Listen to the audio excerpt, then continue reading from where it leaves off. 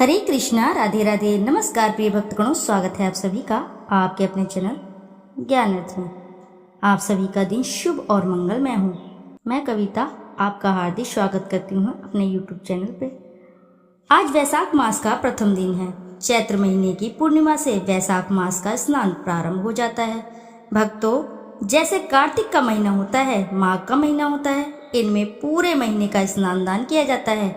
ठीक उसी प्रकार वैशाख मास के महीने में पूरे महीने के व्रत किए जाते हैं, स्नान दान किया जाता है और भगवान की कथाओं का रसपान किया जाता है। वैशाख महात्म्य श्रवण किया जाता है। तो आज से आप हर रोज हमारे YouTube चैनल पे रसपान करेंगे। वैशाख महात्म्य के एक अध्याय की कथा रसपान करेंगे। वैशाख मास के पहले दिन के महात्म्य का रसपान आइए करते हैं, परंतु उससे पहले हम रसपान करेंगे सर्वप्रथम पूजनीय श्री गणेश भगवान जी की कहानी। बोलिए प्रिय भक्तगणों, श्री गजानन महाराज की जय हो। किसी नगर में एक बुढ़िया रहा करती थी। वह बहुत ही गरीब और दृष्टिहीन थी। उसके एक बेटा और बहू थे। वह बुढ़िया सदैव गणेश जी की पूजा किया करती थी। एक दिन गणेश जी प्रकट होकर उस बुढ़िया से बोले, बुढ़िया माँ, तू जो चाहे सो मांग ले। बुढ़िया बोली, मुझसे तो मांगना नहीं आता, कैसे और क्या का मांगू। तब श्री गणेश जी बोले, अपने बहू बेटे से पूछकर मांग ले। तब बुढ़िया ने अपने बेटे से कहा, गणेश जी कहते हैं तू कुछ मांग ले, बता मैं क्या मांगू। पुत्र ने कहा, माँ तू धन मांग ले। बहू से पूछा तो बहू ने कहा, नाती मांग ले। तब बुढ़िया ने सोचा कि ये तो अपने अपने मतलब की बात कर रहे हैं। अतः उस बुढ़िया ने पड़ोसिनों से पूछा तो उन्होंने कहा, बुढ़िया तू तो थोड़े दिन ही जिएगी, क्यों तू धन मांगे और क्यों नाती मांगे। तू तो अपनी आंखों की रोशनी मांग ले, जिससे तेरी जिंदगी आराम से कट जाए। इस बार बुढ़िया बोली, यदि आप प्रसन्न हैं तो मुझे 9 करोड़ की माया दें, निरोगी काया दें, अमर सुहाग दें, आंखों की रोशनी दें, नाती दें, पोता दें और सब परिवार को सुख शांति और अंत में मुझे मोक्ष दें। यह सुनकर तब श्री गणेश जी बोले, बुढ़िया माँ, तुमने तो हमें ठग लिया। फिर भी जो तूने मांगा है वचन के अनुसार सब तुझे मिलेगा। और यह कहकर श्री गणेश जी अंतर्धान हो गए। उधर बुढ़िया माँ ने जो कुछ मांगा वह सब कुछ मिल गया। हे गणेश जी महाराज, जैसे तुमने उस बुढ़िया माँ को सब कुछ दिया वैसे ही सबको देना। प्रेम से बोलिए प्रिय भक्तगणों, श्री गणेश महाराज की जय। आइए अब रसपान करते हैं वैशाख मास का महात्म्य। प्रथम अध्याय। मनुष्य में श्रेष्ठ नर और नारायण को नमस्कार कर और देवी सरस्वती तथा व्यास जी को प्रणाम कर उनकी जय बोलती हूँ। श्री सूत जी बोले, परमेष्ठी ब्रह्मा के पुत्र नारद जी से राजा अम्बरीश ने पवित्र वैशाख मास का महात्म्य पूछा। राजा अम्बरीप बोले, हे ब्रह्मन, जो संपूर्ण महीने के महात्म्य वर्णन किए वह मैंने अच्छी तरह से सुने।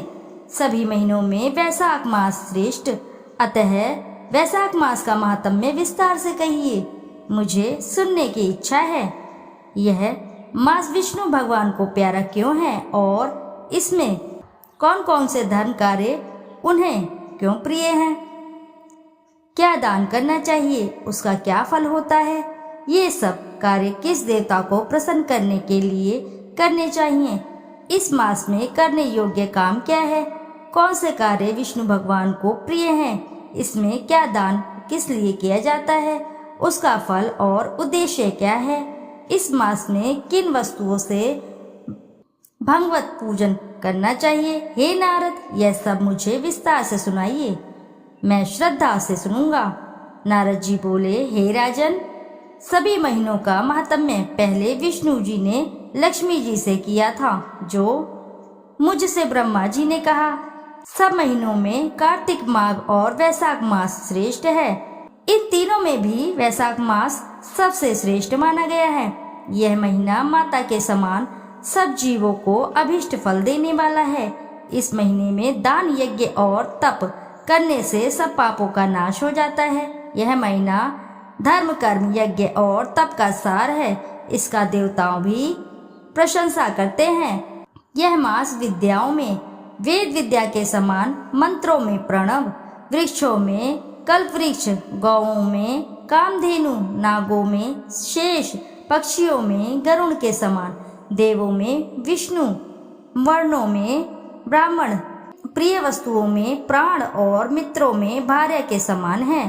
नदियों में गंगा के समान, तेजस्वियों में सूर्य, शास्त्रों में चक्र, धातुओं में स्वर्ण, वैष्णवों में शिव जी के समान, रत्नों में कौस्तुभ, मणितुल्य, धर्म के लिए सब में उत्तम मास है। इस मास के समान विष्णु भक्ति उत्पन्न करने वाला और कोई महीना नहीं है। मेष की संक्रांति वैशाख मास में सूर्य उदय से पहले जो मनुष्य स्नान करता है उससे विष्णु भगवान, लक्ष्मी जी सहित अत्यंत प्रसन्न होते हैं। जैसे अन्न से सब प्राणी प्रसन्न होते हैं, वैसे ही वैशाख स्नान से निसंदेह विष्णु भगवान प्रसन्न होते हैं। वैशाख स्नान करने वाले मनुष्य और जो उनका अनुमोदन करता है वह भी सब पापों से छूटकर विष्णु लोक जाता है।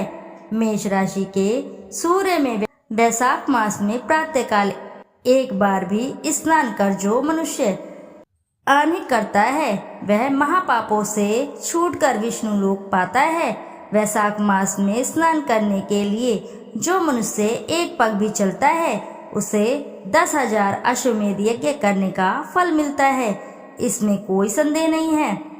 एकाग्रचित्त होकर जो भी ऐसा संकल्प करता है उसे भी निसंदेह 100 यज्ञों का पुण्य मिलता है। वैशाख स्नान के लिए धनुष बराबर भी जो मनुष्य चलता है वह संसार के बंधुओं से छूटकर वैकुंठ धाम को जाता है। ब्रह्मांड भर में तीनों लोकों में जितने तीर्थ हैं, हे राजेंद्र, वे सब नगर बाहर के थोड़े से जल में ही रहते हैं। अर्थात वैशाख मास में स्नान किए किसी तीर्थ में न जा सके तो नगर के बाहर किसी जलाशय में स्नान करना चाहिए।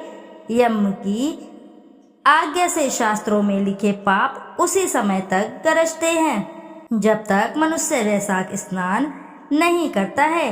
हे राजन, विष्णु भगवान की आज्ञा से वैशाख मास में तीर्थ आदि के अधिष्ठाता देवता सूर्योदय से 6 घड़ी तक जल के बाहर मनुष्य के हित के लिए ठहरते हैं।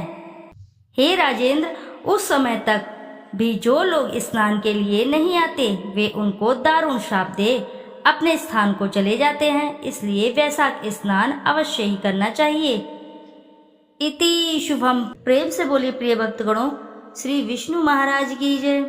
श्रोताओं, आपसे अनुरोध है, यदि आपको कथा अच्छी लगी है तो वीडियो जरूर लाइक करें, साथ ही चैनल को सब्सक्राइब करें और एक बार अपनी सच्ची श्रद्धा से कमेंट बॉक्स में लिखना ना भूलें। हरे कृष्णा, राधे राधे। फिर मिलते हैं हम आपसे अगले अध्याय में। जब तक के लिए नमस्कार श्रोताओं।